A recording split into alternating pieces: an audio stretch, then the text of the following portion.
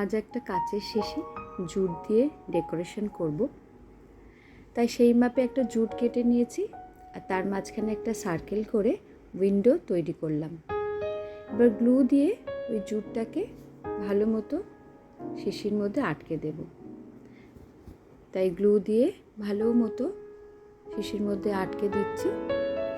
এবার জুটের একটা বেনি তৈরি করেছি, সেই বেনিটা গ্লু দিয়ে ওপরে আস্তে আস্তে আটকে দিচ্ছি।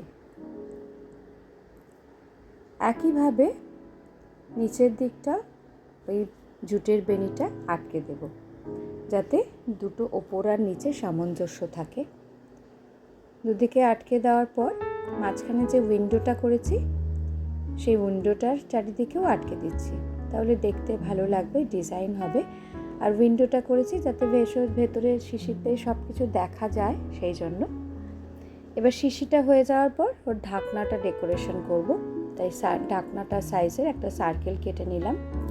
আর আমার কাছে একটা সাদা বড় লেস আছে চওড়া, সেই লেসটাকে ঢাকনাটার ওপরে গ্লু দিয়ে আটকে দিচ্ছি।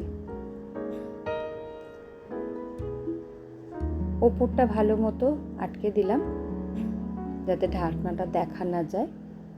এর ওপর জুটের ওই সার্কেলটা আটকে দিলাম।